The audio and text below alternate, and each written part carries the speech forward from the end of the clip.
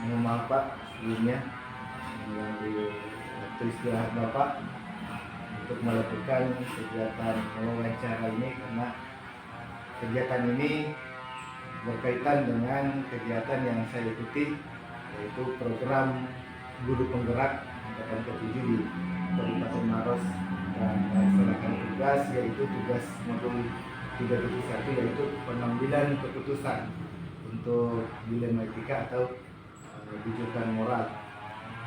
Sebelum kita memulai Pak,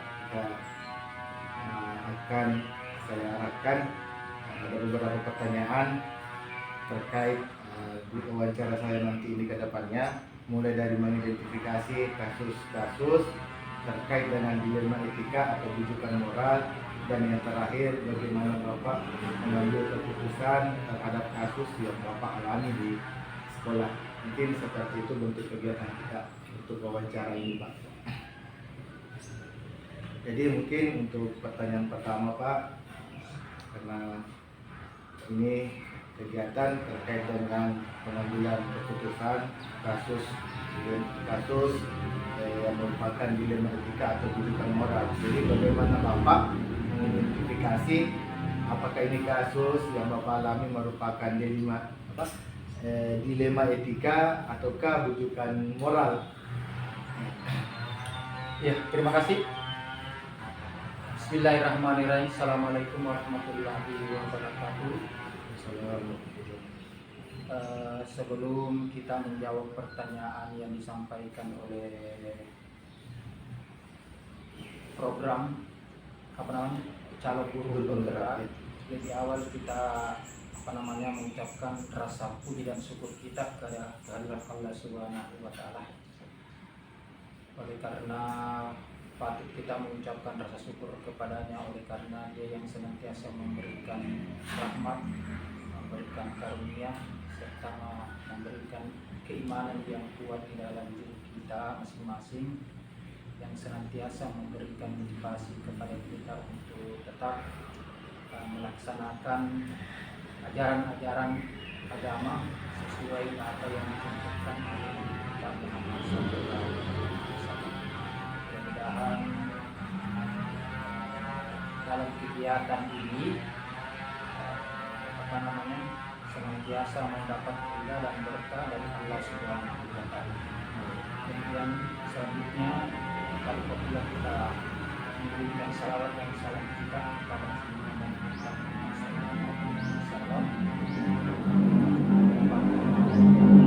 Allah Subhanahu wa Ta'ala kami sebagai contoh buat kita semua, khususnya yang beragama Muslim. Mudah-mudahan apa yang dicontohkan beliau itu senantiasa dapat kita laksanakan dalam hidup dan kehidupan kita sehari-hari, sehingga mudah-mudahan kita bisa selamat bahagia di dunia dan selamat di akhirat. Terkait dengan apa yang dipertanyakan oleh calon guru penggerak mengenai identifikasi ataupun kasus-kasus yang terkait dengan dilema etika di sekolah, ya kita sudah tahu semua bahwa yang namanya organisasi, baik itu organisasi besar maupun organisasi yang hanya menaungi beberapa orang, tentunya memang tidak lepas dari yang namanya masalah. Antara lain kasus yang ada di sekolah kita ini pada SD nomor 52 Pak Nasakkan. Yang pertama ada kasus yang baru-baru ini yang kita bicarakan, itu terkait dengan bagaimana merekrut seorang guru bahasa Inggris, yang kita tahu bahwa di sekolah kita ini sangat membutuhkan seorang tenaga pengajar untuk mata pelajaran bahasa Inggris. Oleh karena sekolah kita ini, pertama sekolah kita di pinggir jalan, akses jalan sudah bagus. Yang kedua, jumlah siswa kita sudah lumayan besar, sehingga menurut saya tidak ada alasan untuk tidak belajar bahasa Inggris untuk anak-anak kita. Yang berikutnya, yang menuntut kita itu harus ada guru bahasa Inggris, Oleh karena di kurikulum sekarang yang berlaku itu untuk kelas 1 dan kelas 4 memang sudah ada pelajaran bahasa Inggris di dalamnya. Apalagi nanti di tahun ajaran baru ini ada lagi kelas 2 dengan kelas 5 yang sudah belajar juga bahasa Inggris. Di mana di sekolah kita ini kelasnya paralel. Ya, dan misalnya kalau tidak salah itu di tahun ajaran baru nanti itu sudah 10 kelas yang harus belajar bahasa Inggris. Nah, walaupun bahasa Inggris itu di SD sebenarnya belum terpisah secara regulasi, belum terpisah dari wali kelas. Tetapi kalau sekolah itu memungkinkan untuk menyiapkan tenaga tersendiri dalam artian ada guru bahasa Inggris, kenapa tidak? Iya, itu. Oh, jadi terkait kasus yang Bapak sampaikan tadi, saya ingin menanyakan apakah kasus yang tadi yang Bapak maksud ini selain yaitu perekrutan untuk tenaga pengajar untuk mata pelajaran bahasa Inggris, apakah ini merupakan dilema etika ataukah rujukan moral, dan kalau memang ini dilema etika dari segi mananya Pak? Seperti yang kasus saya katakan tadi itu adalah bentuk dilema etika. Oleh karena ada beberapa guru yang melamar di sekolah ini untuk menjadi tenaga guru bahasa Inggris. Yang pertama itu ada keluarga dari salah satu guru kita yang ada di sini. Yang kedua itu ada 2 orang yang sudah melamar jauh-jauh sebelumnya dengan disiplin ilmunya bahasa Inggris. Dalam artian ada yang memang basicnya dari pendidikan bahasa Inggris. Yang kedua ada dari orang tua siswa itu yang memang dia sudah mengajar bahasa Inggris dan bahkan pernah membina klub-klub sekolah itu di luar negeri. Ya, cuma jadi kasus yang Bapak maksud ini merupakan kasus dilema etika Pak. Iya. Karena Bapak dilema di sini bagaimana menentukan untuk merekrut tenaga pengajar ini, karena di sini kan ada 3 tenaga pengajar yang melamar pekerjaan di sekolah kita. Yang pertama ada dari keluarga rekan guru yang ada, terus yang kedua ada dari orang tua siswa, dan yang ketiga ini ada dari orang tua siswa juga, tapi dia sudah sering melakukan pembinaan di klub-klub sekolah yang ada, bahkan dia sempat bekerja di luar negeri. Jadi kalau saya kaitkan dengan paradigma dilema etika, jadi dilema etika yang Bapak alami ini yaitu individu melawan kelompok. Kenapa saya katakan seperti itu? Karena individunya itu Bapak yang akan mengambil keputusan, dan kelompok ini dari beberapa orang yang akan Bapak yang akan Bapak simpulkan nanti siapa yang akan Bapak rekrut untuk melakukan tugas mengajar di sekolah kita. Jadi adakah selanjutnya Pak langkah-langkah yang Bapak ambil untuk menentukan keputusan yang akan Bapak ambil nantinya, siapakah yang akan Bapak rekrut untuk untuk mengajar di sekolah kita ini? Ya, terkait dengan kasus yang saya sudah sampaikan tadi itu ada beberapa hal yang perlu kita pikirkan. Ya, yang kita sudah tahu bersama bahwa dalam mengambil suatu keputusan itu tidak bisa kita serta-merta. Ya, kita harus betul-betul pikirkan dengan baik. Ya, siapa tahu ada dampak negatifnya. Nah, kemudian kita lanjut kepada masalah dari tenaga pengajar yang kita mau ambil ini. Yang pertama bahwa kalau yang keluarga dari guru itu yang pertama karena jaraknya jauh dari tempat sekolah. Yang kedua dari sisi masalah penggajian, jangan itu. Kemudian yang kedua yang melamar yang berikutnya itu pendukungnya karena dia basicnya memang adalah sarjana pendidikan. Yang kedua karena memang dia tinggal di seputaran sekolah, sehingga kalau kita mau melihat dari kedua sisi perbedaan dari segi jarak dari pelamar yang melamar di sekolah ini mengenai bahasa Inggris. Nah, karena kita berpikir ke depan, jangan kita berpikir karena keluarganya misalnya teman kita sebagai tenaga pengajar di sini, tapi kita harus berpikir ke depan karena ini adalah proses jangka panjang. Ya, mudah-mudahan dia bisa tetap aktif di sekolah. Oleh karena kalau misalnya gaji sudah minim, kemudian jarak sudah jauh, itu sangat mempengaruhi motivasi kita untuk datang di sekolah. Tetapi kalau misalnya jaraknya tidak terlalu jauh di sekolah, artinya tidak terlalu membebani yang bersangkutan itu untuk datang di sekolah. Oleh karena tidak terlalu membutuhkan biaya dan tidak terlalu berisiko di jalan. Jadi langkah-langkah yang pertama yang Bapak ambil itu yaitu salah satu pertimbangan Pak ya, pertimbangan terkait jarak. Karena kita mau mempertimbangkan jaraknya, apakah ini guru yang bersangkutan bisa melakukan pekerjaan ini ketika jaraknya jauh dengan jumlah penggajiannya nanti Pak ya, terkait dengan penggajiannya.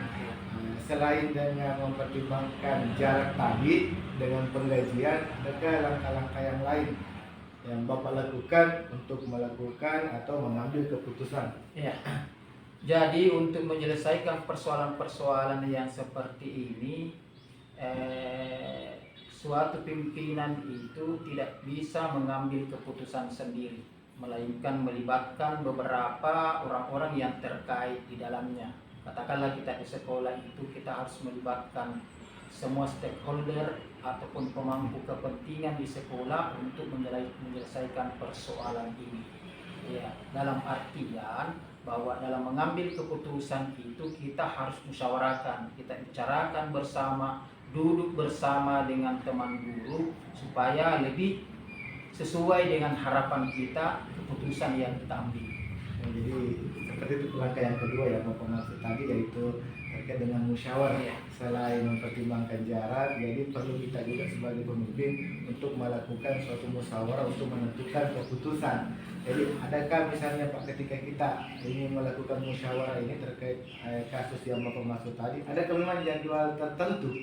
Misalnya ketika ada kasus nanti kita bicarakan pada jadwal ini, ataukah langsung melakukan musyawarah terkait apabila kasus itu ada di sekolah Bapak? Jadi kalau berbicara masalah jadwal untuk menyelesaikan suatu kasus di sekolah itu secara resmi, secara formalnya ataupun tertulis bahwa nanti tanggal sekian baru kita bicarakan, saya rasa tidak ada. Oleh karena yang namanya persoalan, yang namanya kasus itu tidak terjadwal juga pelaksanaannya. Ya secara tiba-tiba juga. Ya, cuma dalam hal mengambil keputusan itu tentu kita harus menentukan dulu, menentukan waktunya kapan kira-kira momen yang tepat untuk menyelesaikan kasus-kasus tersebut. Iya, jadi kalau berbicara masalah jadwal, ya bisa saja ada, tapi jadwalnya itu tidak dalam bentuk formal. Iya, bahwa harus ada tanggalnya, tapi kita hanya melihat waktu-waktu tertentu. Kapan ada waktunya kepala sekolah itu bisa menyelesaikan masalah itu, kapan ada waktunya kepala sekolah untuk diajak berbicara ataupun berdiskusi dan bisa mengumpulkan dengan teman-teman guru di sekolah untuk menyelesaikan masalah tersebut. Jadi seperti itu Pak ya, tidak terjadwal kegiatan untuk rapat. Adapun mungkin kalau dijadwalkan tidak formal, seperti yang Bapak sampaikan tadi. Jadi setelah Bapak melakukan langkah-langkah yang tadi untuk mengambil keputusan, baik itu melibatkan guru ataupun tenaga pendidik di sekolah. Jadi kalau ketika kita berbicara kembali tentang kasus yang Bapak sampaikan tadi, jadi keputusan apa yang Bapak akan ambil setelah melakukan langkah-langkah yang tadi ini? Yang pertama yaitu mempertimbangkan jarak terkait dengan penggajiannya nantinya, dan yang kedua melakukan musyawarah dengan tenaga pendidik yang ada di sekolah. Jadi keputusan yang Bapak ambil ke depannya itu seperti apa? Ketika kita akan mengambil keputusan tentang perekrutan guru yang akan mengajar di sekolah kita. Kalau kita mempelajari melihat kasus yang saya sudah sampaikan di awal itu, untuk lebih efektifnya proses pembelajaran di sekolah seperti yang saya katakan tadi ini, bahwa kita tidak berpikir untuk 1-2 hari ke depan saja, tapi ini adalah berkesinambungan untuk demi masa depannya anak-anak, dan dalam waktu proses yang panjang. Itu lebih efektif ketika seorang guru itu tidak jauh dari tempat tinggal. Iya, kenapa? Karena kalau misalnya jauh dari tempat tinggal, ada saja halangan yang bisa membuat mereka untuk terlambat datang di sekolah. Mungkin saja kalau misalnya naik motor ataupun naik mobil ada masalah terkait dengan kendaraan yang dia gunakan, mungkin terkait juga dengan persoalan bahan bakarnya kendaraannya karena gaji yang sedikit dengan jarak tempuh yang cukup jauh. Iya, tetapi kalau misalnya guru itu berada di sekitaran tempat tugasnya itu, ya kalau misalnya kendaraannya bermasalah kan bisa saja jalan kaki ke sekolah. Pun kalau misalnya tidak jalan kaki ke sekolah kan bisa minta bantuan dari teman yang sudah lebih awal datang di sekolah untuk datang menjemput dengan alasan tidak terlalu jauh sehingga bisa bekerja sama dengan teman. Jadi saya rasa lebih efektif kalau misalnya guru itu berada di seputaran tempat tugasnya dan linear dengan ijazahnya.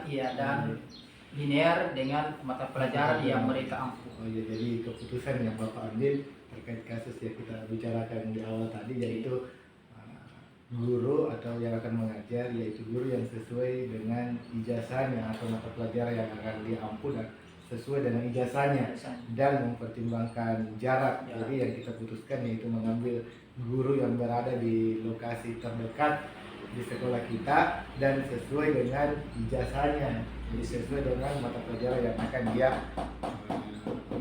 ajarkan di sekolah kita, yaitu mata pelajaran bahasa Inggris. Jadi terkait dengan apa yang telah kita bahas tadi Pak, adakah pembelajaran yang dapat Bapak petik dari pengalaman Bapak mengambil keputusan dilema yang tadi Bapak bicarakan? Iya, tentunya dari masalah-masalah yang kita sudah putuskan kemudian kita sudah mengambil keputusan, tentu ada banyak hal pengalaman ataupun pelajaran ataupun hikmah dari keputusan yang bisa kita ambil. Iya. Yang pertama itu bahwa dalam pengambilan keputusan itu jangan mengambil keputusan itu dengan istilah sama dengan bahwa membalikkan telapak tangan. Dalam artian kita harus berpikir dulu lebih cerdas. Ya, apakah keputusan yang saya ambil itu tidak ada pihak-pihak yang dirugikan? Itu yang perlu dipikirkan, jangan sampai justru keputusan itu justru menimbulkan masalah baru. Iya. Oh, jadi seperti itu Pak, yang pelajaran yang bisa kita ambil dalam menentukan keputusan. Yang pertama yaitu tidak serta-merta untuk mengambil keputusan, karena kita harus memikirkan apa dampak dari keputusan yang kita ambil. Jangan sampai keputusan yang kita ambil ini merugikan pihak lain. Dan perlu memang kita dalam menentukan keputusan itu kita harus melakukan musyawarah dengan tenaga pendidik atau guru-guru yang ada di sekolah kita. Jadi saya rasa cukup Pak pertanyaan dari saya terkait wawancara saya pada hari ini. Saya ucapkan banyak terima kasih Pak terkait apa yang Bapak sampaikan tadi, dan banyak pelajaran yang saya dapat dari penyampaian yang Bapak sampaikan tadi. Semoga apa yang saya dapat ini bisa menjadikan saya nanti ke depannya jauh lebih baik dalam bagaimana menentukan keputusan yang akan saya ambil ketika menghadapi suatu dilema yang seperti yang Bapak alami tadi. Saya ucapkan banyak terima kasih Pak, dan saya akhiri mungkin dengan ucapan alhamdulillah. Assalamualaikum warahmatullahi wabarakatuh. Waalaikumsalam warahmatullahi wabarakatuh. Sudah.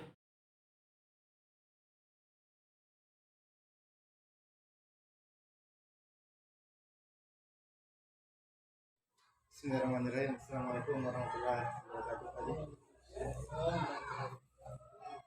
Jadi saya mohon maaf ini Pak, mengganggu kesulitan Pak untuk hari ini, karena kebetulan hari ini saya ada tugas wawancara, dan ini merupakan salah satu tugas saya selama mengikuti kegiatan program guru penggerak angkatan ke-7.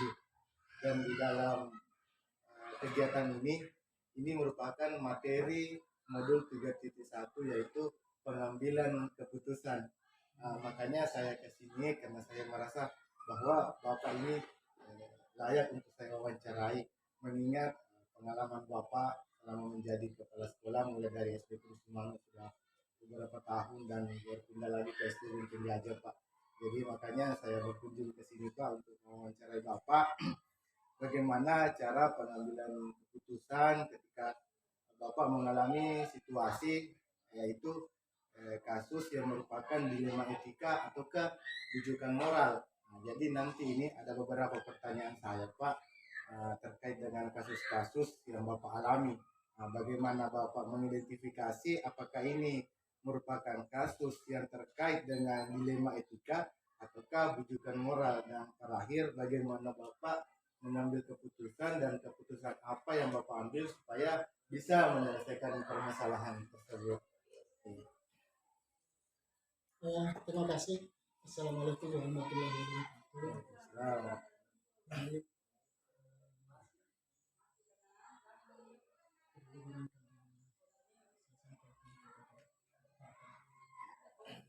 Tentang hal-hal yang menjadi pengalaman saya selama menjadi kepala sekolah, di mana sebagai kepala sekolah tentunya banyak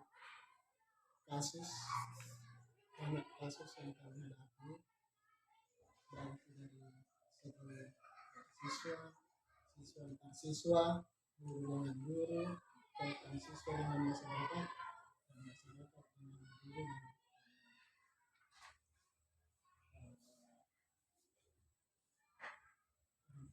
siswa.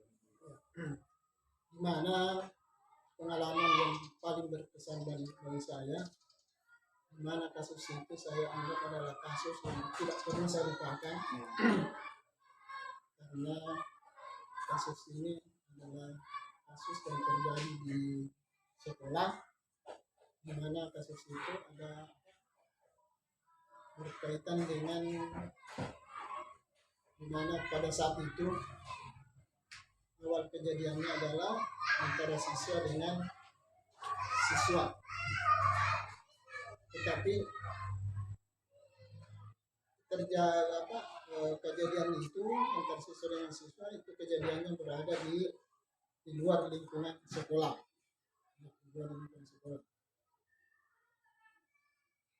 Setelah terjadi kasus itu, anak tersebut sampai di rumahnya menyampaikan kepada orang tuanya bahwa saya ada kasus dengan teman. Sehingga tanpa barangkali pikir panjang, orang tua si anak tersebut dia langsung ke sekolah,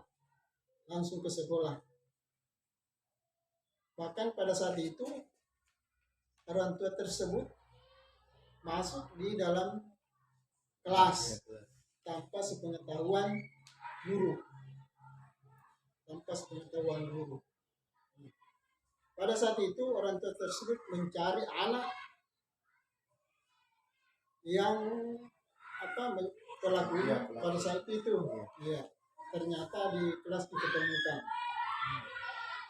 Orang tua tersebut menjewel barangkali apa namanya itu, melakukan kekerasan terhadap siswa. Melakukan kekerasan. Olehnya itu, pada saat itu saya berpikir bagaimana cara menyelesaikan kasus ini, karena kalau sampai ke orang tuanya tentunya akan berdampak panjang, pasti panjang ceritanya. Ya. Karena kalau saya tidak menyelesaikan pada saat itu mungkin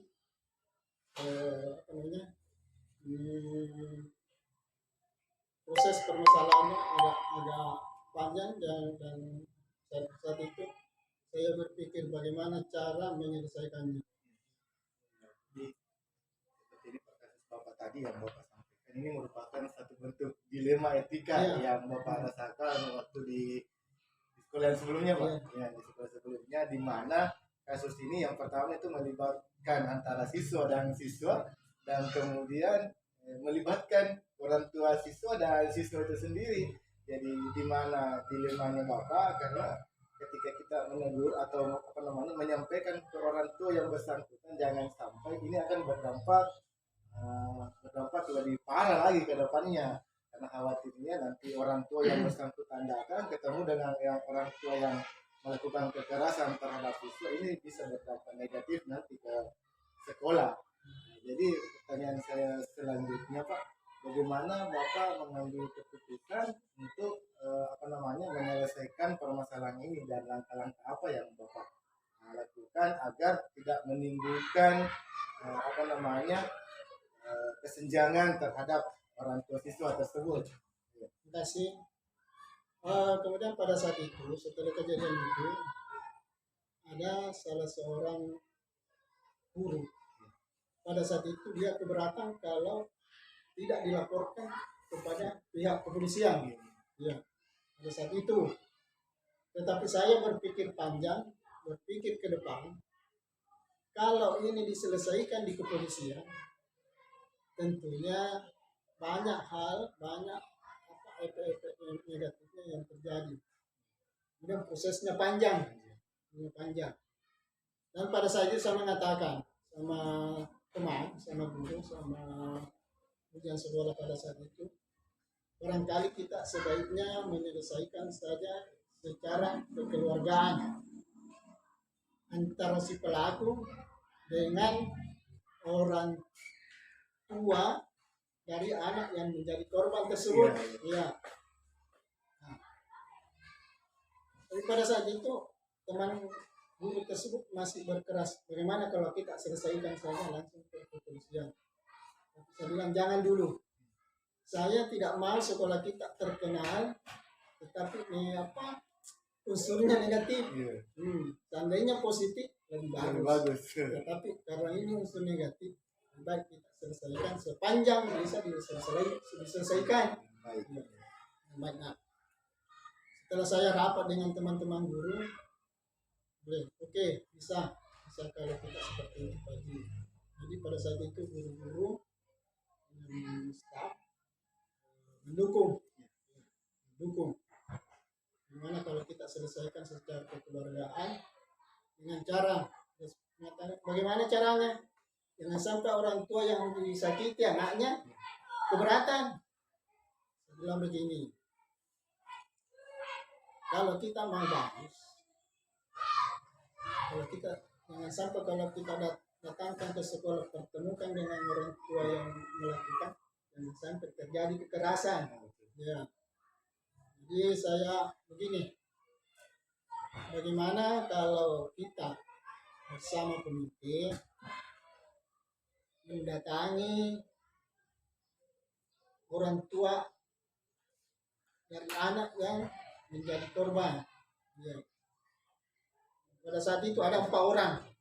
Kalau tidak salah ada 4 orang, kalau tidak ada kalau bukan 4 orang. Dan di telinganya sama orang tua yang tadi. Pada saat itu ya setuju. Jadi saya didampingi oleh guru, didampingi oleh komite, mendatangi rumahnya orang tua dari menjadi dari anak tersebut. Tanya, gimana Pak? Karena ada kasus seperti ini. Nah, ini kasus ini tidak bisa biarkan karena kasus ini sudah masuk di ranah orang tua. Saya bilang bagaimana Pak? Menanyakan ke sini ini. Jawabannya pada saat itu orang pertama mengatakan kalau bisa kita selesaikan saja. Jawab saya, alhamdulillah kalau begitu Pak. Nah, setelah saya mendatangi rumah ke rumah, semua kesimpulannya menyatakan bahwa kita selesaikan saja di sekolah. Nah, pada saat saya mendapat jawaban seperti itu tuh, ini kan pikiran saya sudah lega. Nah, pada saat mendatangi sudah clear semua, bisa diselesaikan di dalam sekolah. Pada saat itu saya menyurati kepala desa, menyurati babinsa, menyurati komite, kemudian saksi di sekolah, saksi pada saat itu. Jadi cara Bapak tadi mengambil keputusan karena betul-betul ini Bapak dalam dilema ya, karena di sisi lain ada seorang guru yang ingin melaporkan ke pihak yang berwenang karena ingin ke arah yang lebih serius permasalahannya, tapi Bapak berpikir dingin bagaimana supaya diselesaikan saja secara kekeluargaan, karena jangan sampai kasus ini sampai ke ranah hukum yang yang kena juga kan sekolah juga, apalagi kasusnya negatif, bukan hal yang positif. Jadi salah satu mungkin cara yang Bapak lakukan untuk menyelesaikan kasus tersebut yaitu melakukan musyawarah dengan pihak sekolah dan melibatkan juga komite, karena kaitannya komite dengan masyarakat ini kan sangat erat. Dan cara kedua yang Bapak lakukan yaitu yaitu berkunjung ke rumah orang tua anak yang menjadi korban. Selanjutnya pertanyaan saya, Pak, apakah kegiatan yang Bapak lakukan itu efektif untuk menyelesaikan permasalahan itu, dan sudah tepatkah keputusan Bapak yang Bapak ambil itu untuk berkunjung ke rumah warga atau orang tua siswa yang menjadi korban dan untuk menyelesaikan permasalahan itu? Masih sesuai dengan apa yang saya lakukan pada saat itu dan didukung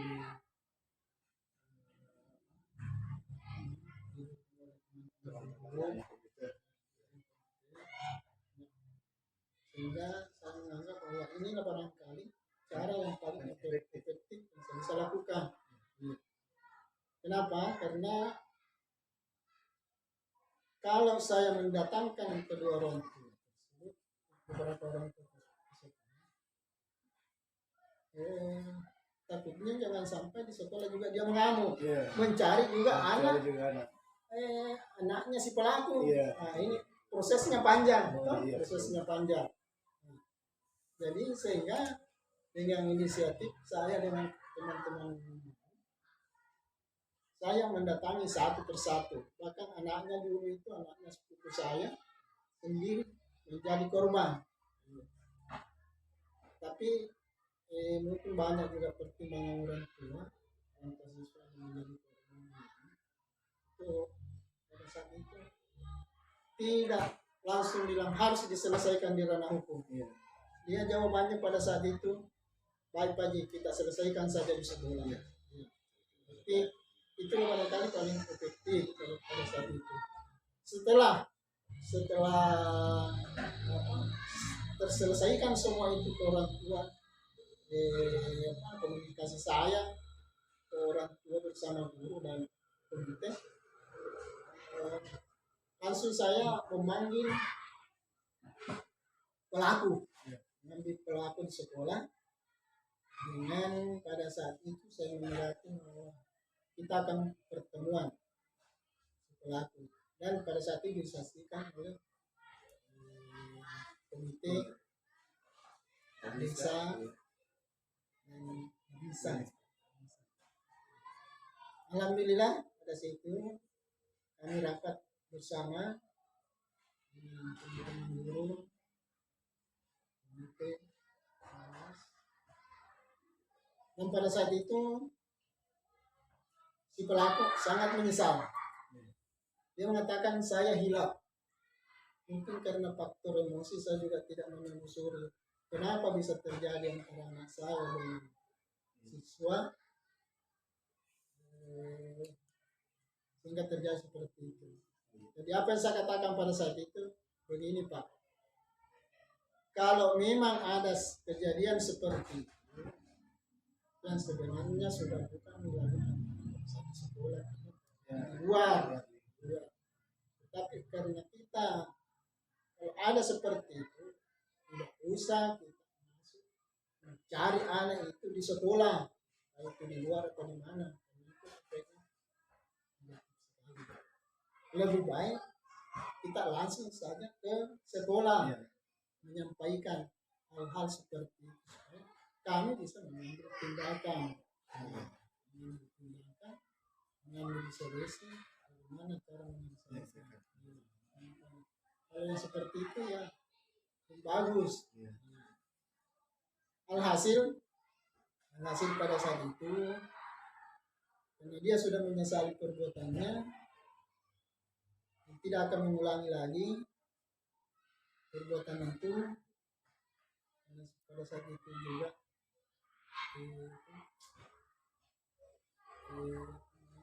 pada saat itu kami membuat suatu pernyataan. Pernyataan itu berisi tidak akan mengulangi lagi perbuatannya. Apabila terjadi seperti itu, maka ada efek yang mungkin terhadap anaknya akan dikeluarkan. Jadi langkah yang paling efektif yang Bapak lakukan untuk menyelesaikan permasalahan ini tadi itu berkunjung ke rumah-rumah yang orang tua anak yang menjadi korban. Selain itu langkah selanjutnya yaitu menyurati kedua orang tua, kades dan saksi itu dalam kegiatan dalam kasus tersebut. Jadi mendatangkan juga orang tua di sekolah untuk melakukan perbincangan terkait masalah ini, dan itu pun dihadiri oleh kepala desa, pemerintah dan komite. Jadi dihadiri oleh unsur pemerintahan. Jadi menurut Bapak itu merupakan langkah efektif untuk salah satu cara untuk menyelesaikan permasalahan atau kasus yang Bapak alami yang terkait dengan dilema etika. Dilemanya itu Bapak tadi, bagaimana cara menyelesaikan permasalahan ini, karena kalau kita berbicara tentang paradigma dilema etika ini tadi hubungannya yaitu individu melawan masyarakat. Iya, karena Bapak yang akan mengambil keputusan dan kelompok atau masyarakat ini orang tua siswa dan salah satu rekan guru yang ini melaporkan kejadian ini ke ranah hukum atau ke pihak kepolisian. Tapi karena dengan cara Bapak mengambil keputusan yang sangat luar biasa, yaitu mendatangi rumah dan melakukan perbincangan di sekolah dan menghadiri oleh pihak pemerintah setempat, itu merupakan cara yang tepat untuk menyelesaikan permasalahan itu.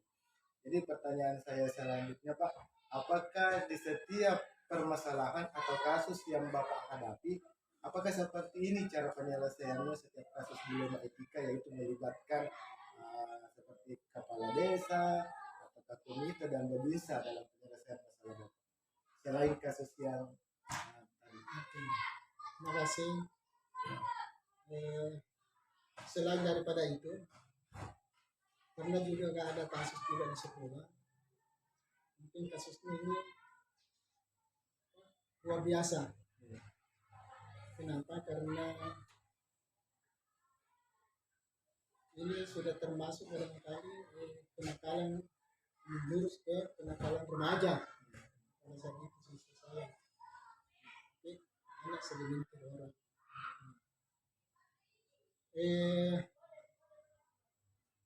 Pada saat itu kasus tersebut menjurus kepada penyalahgunaan narkoba yang bisa ada biasa. Kasus tersebut karena sudah menyebar kemana-mana, sudah terlanjur keluar, dan pada saat itu tanpa saya memberitahu pihak kemana, itu sudah tercium mungkin dari siswa atau anaknya di orang tua tersebut. Anaknya menyampaikan bahwa di sekolah saya ada seperti ini. Nah, saya memanggil anak tersebut pada saat itu. Saya mendapat kepala sekolah. Makanya, betulkah Mungkin saya lakukan seperti itu betul. Anak tersebut betul-betul jujur menyampaikan kepada kami betul. Di mana banyak dari sini. Siapa yang ngajarin? Si ini. Gitu. Kalau itu dibiarkan akan berdampak gitu. Jadi kasus yang kedua ini dengan kasus yang pertama tadi, apakah dalam kasus ini Bapak melibatkan beberapa pihak dalam menyelesaikan kasus yang kedua ini? Permasalahan tadi yang siswa menggunakan atau mengisap link tadi ini, apakah Bapak melibatkan beberapa orang dalam penyelesaian kasus tersebut? Pada saat itu karena ini kasusnya cukup serius, sangat serius, tentunya kami mengadakan rapat kilat bersama teman-teman untuk cara pencegahannya, mencegah jangan sampai akan berdampak buruk terhadap semua Sekaligus penyelesaian masalahnya. Alhamdulillah pada saat itu teman guru juga mengusulkan karena ini ada unsur pidananya kalau memang berlanjut karena ini menjurus ke narkoba. Pada saat itu yang saya libatkan dari bagian saja. Cuma itu dulu yang saya libatkan. Jadi kasusnya sama dengan pelibatan pihak keamanan, iya sama pelibatannya. Terus karena ini juga anak tersebut tentunya kalau tidak disurati ke orang tua, efeknya kalau cuma guru tidak ada pengawasan orang tua, tentu sia-sia barangkali, ya mungkin tidak efektif. Jadi kami pada saat itu memanggil semua orang tua yang terlibat yang menyampaikan bahwa anaknya sedang seperti ini, misalkan mohon bantuannya, mohon pengawasannya, ya mohon pengawasannya. Alhamdulillah setelah kejadian itu kami dapat bersama orang tua sekaligus menghadirkan salah seorang siswa pada saat itu, memberikan contoh bagaimana cara penggunaannya. Cara penggunaannya seperti ini Pak. Dan alhamdulillah pada saat itu orang tua yang terlibat anaknya semuanya datang. Setelah kejadian tersebut pernah lagi terulang. Jadi itulah barangkali kasus yang sifatnya memang yang sangat apa namanya membuat dilema untuk nah, penyelesaiannya. Iya. Karena segala sesuatunya apabila terjadi kasus itu di sekolah semua hampir pertanggungjawabannya dilimpahkan ke kepala sekolah. Jadi itu kepala sekolah memang luar biasa, pertanggungjawabannya. Jadi langkah yang Bapak ambil untuk menyelesaikan permasalahan ini adalah salah satunya itu melakukan musyawarah dengan pihak yang ada di sekolah, yaitu guru, rekan-rekan pendidik lainnya, dan juga melibatkan pihak keamanan seperti pemerintah dan komite yang terkait dengan hubungan dengan masyarakat. Jadi dari musyawarah ini muncullah ide bahwa untuk menyelesaikan permasalahan tersebut mungkin agak berat kalau hanya melibatkan guru untuk pengawasan. Jadi kita menyurati orang tua siswa dan menghadirkannya ke sekolah. Bahkan kita sempat menghadirkan siswa yang bersangkutan menjelaskan bagaimana cara menggunakan atau bagaimana cara mereka melakukan perbuatan itu. Jadi dari selanjutnya mungkin Pak, pertanyaan saya dari kedua kasus yang Bapak alami di sekolah yang sebelumnya sebelum Bapak SD Binting Gajah ini kan merupakan kasus dilema etika yang betul-betul melibatkan beberapa unsur masyarakat, baik itu komite dan barista. Jadi adakah pengalaman atau pembelajaran yang dapat Bapak petik dari pengalaman pengambilan keputusan tersebut? Asik. Mungkin dari beberapa kasus yang pernah saya tangani, yang pernah saya dapatkan di sekolah, yaitu kasus-kasus tersebut yang saya sampaikan tadi, memang mengambil sesuatu keputusan itu perlu pertimbangan yang matang. Perlu. Sebab kapan salah langkah akan berdampak buruk ke depannya. Jadi segala sesuatu untuk mengambil keputusan harus berpikir jernih dulu. Apa dampak positifnya dan apa dampak negatifnya kalau kita mengambil seperti itu. Ya. Dengan pertimbangan seperti itu, kalau kita berpikir jernih, berpikir yang matang, pasti segala sesuatunya yang menjadi rintangan akan terselesaikan. Jadi pengalaman yang Bapak dapat dari 2 kasus ini yang sangat luar biasa memang Pak. Pelajaran ketika kita menghadapi suatu kasus, di mana dalam penyelesaian kasus itu kita tidak boleh berpikir yang negatif, Ya, harus berpikir optimis. positif ya. Bagaimana? Karena ketika kita mengambil keputusan haruslah dipikirkan baik-baik, karena Ya. jangan sampai kita mengambil keputusan ini berdampak buruk terhadap apa yang akan kita lakukan ke depannya. Jadi pengalaman yang Bapak dapat ini mungkin juga merupakan salah satu pelajaran untuk saya bagaimana ke depannya saya dalam mengambil keputusan ketika menghadapi dilema etika atau kasus-kasus lainnya yang terkait dengan dilema etika dan etika moral, dan solusi apa yang harus saya lakukan untuk menyelesaikan permasalahan ini dari apa yang saya dapat dari penjelasan Bapak tadi. Jadi mungkin seperti itu wawancara dari saya Pak, dan sangat luar biasa pengalaman yang saya dapat setelah wawancara Bapak. Jadi saya minta maaf Pak kalau ada perkataan yang kurang tadi saat wawancara. Jadi mungkin saya akhiri kegiatan kita ini Pak dengan mengucapkan alhamdulillah dan terima kasih banyak Pak atas waktunya. Sekian, assalamualaikum warahmatullahi wabarakatuh.